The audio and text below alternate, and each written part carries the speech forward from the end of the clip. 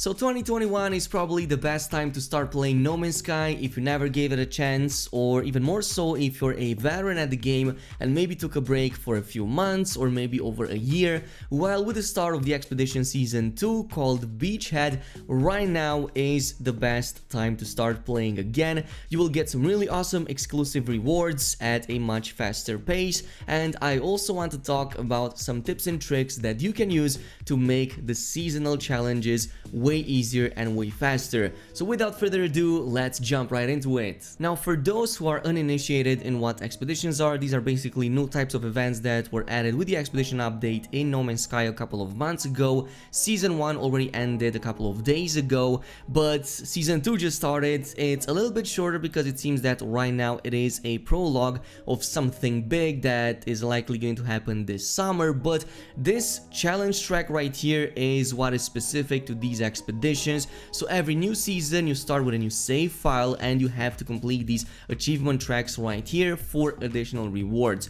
Now, there's a couple of reasons for why you will want to do that. First of all, because compared to normal save files, in case you don't have any of those or it's too long since you played on them, these will give you rewards at an accelerated rate. So just to give you a few examples, you already start this season with a freighter by default, so you don't have to hunt or pay for one, you just get it from the very beginning and you can immediately jump ahead and use it. On top of that, you get some other cool rewards as you complete these challenges and their respective phases. So it's gonna be super easy, for example, to fully fill your inventory slots because you're going to get a ton of expansions for that for most of these achievements. You will also get a ton of resources like units and materials and nanites.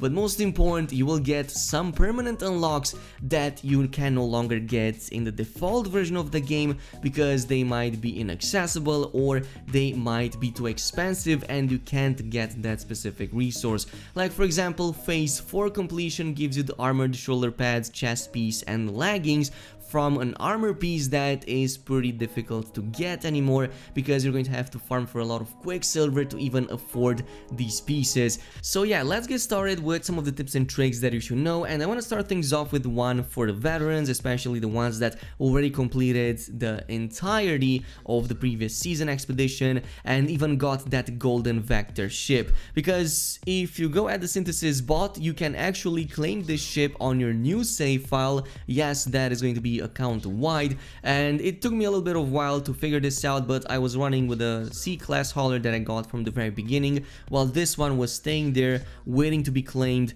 and it's way better. It's maximum rank, way faster, even comes with a few upgrades, and it's gonna be way better at exploring the universe with this one and making things way faster. Now, for everybody else, here is what you need to know, especially for Phase 2. There are 3 achievements right here that you can complete very fast, called the Scrapper, Interstellar Rescue and the Fallen Giants. Essentially, all of these require one single type of planetary chart to find them, which is going to be the one that indicates the stress signal. Now, the first 2 are going to be the easiest because both of these you can find them at a rescue beacon. So go at any space station nearby, buy those planetary charts I was talking about, and then go ahead and do a save file at your ship just in case something goes wrong and you have a restore point to go back to. From this point on, search for a distress signal. If you find one, there's a chance that you'll get either one or the other of the next 2 encounters. One of them is a simple crashed ship, case in which you can go ahead, claim it, repair only its engines and its thrusters, and it will fully complete the Scrapper achievement for you. If, on the other hand, you find a crashed ship that also has a life form next to it, like for example its captain, then in that situation you only need to help that captain to repair its ship, which is way less costly, and in that case it will immediately give you the Interstellar Rescue. So these 2 right here are super easy to complete. For the Fallen Giant achievement, all you have to do is to again use the same planetary chart to find something called Freighter Crash Site. You might need to reload a few times until you see it pop up, but once you do, simply head over there, interact with the beacon, and it's gonna give you the full achievement. Now, moving on next, another way to find some really awesome and fast upgrade modules is by doing Phase 3 early. You don't actually have to wait until rendezvous point number 3 to complete these. This is the same with any other like challenge tracks. You only need to find these these planets right here that they mention you, so radioactive ones, frozen ones, coursed planets, toxic planets, all of these, most of them can be found in the first system you're into. So the desert planet is right there, a frozen planet is also there, I believe lush, and a radioactive one as well, and only remaining two are scorched and toxic, which you can find a little bit later as you progress to the next rendezvous point. So do these because they give you those really awesome upgrade modules really quickly. Since we are still on the subject of planets, another one is Uncharted. This is something that you might have some difficulties with because you have to find unmapped systems. It's gonna be super hard to do that because everybody is playing in the same location at the start of the expedition, so most of the things are going to be already discovered by others.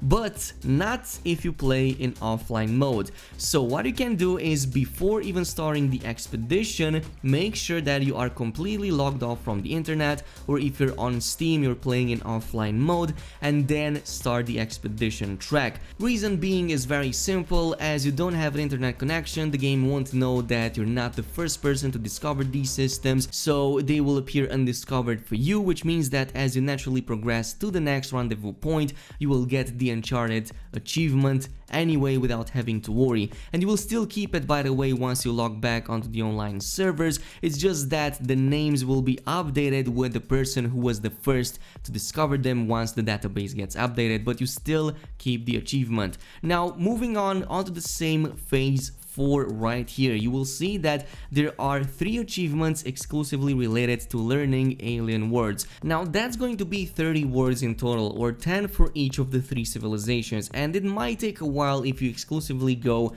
at like knowledge stones on planets, but there is a much faster way, which is going to be simply going on any space station and talking to the NPCs right there. Reason being is because one of the first options you can pick is to have them teach you a word in their own language. So if you're in a Viking system, for example, you're going to find a lot of Vikings on space stations and talk to them. The same goes with other systems. If you're on a Korvax system, there's going to be a lot more Korvax over there, so they will teach you, and in just a couple of jumps you will get all of these, since on space stations you will find a mix of different civilizations anyway, and you can ask all of them or most of them to teach you one word each time. So that's going to be a super easy achievement. Now, once you've progressed through all of these, which should not take more than like 3 or 4 hours, even if you're like very lenient with everything you're doing, you should reach point 3 out of phase 5, which is going to be collective consciousness.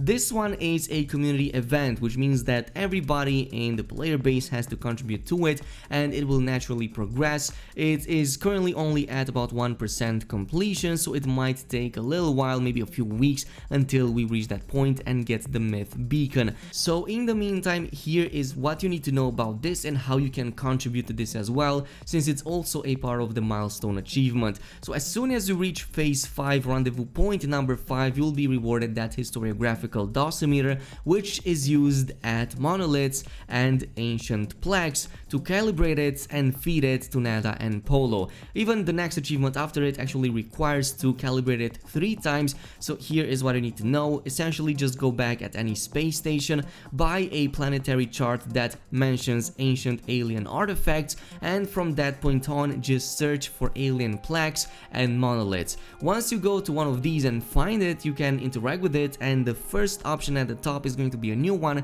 which is to use your dosimeter on it and register whatever data is onto that. Once you collect all 3 of these, you will also complete the next achievement, which is the historiography lesson, and this is going to count towards that collective consciousness, since everybody is going to be doing it, so this will progress that achievement ahead. And yeah, right now it seems that this is going to be a prologue to something way bigger, because the last 2 ones in phase 5 are pretty much secret, unable to decode, so they are encrypted and we don't really know exactly what they are or what they reward, but we do know what the final phase is going to give us once we complete all of the 5 phases.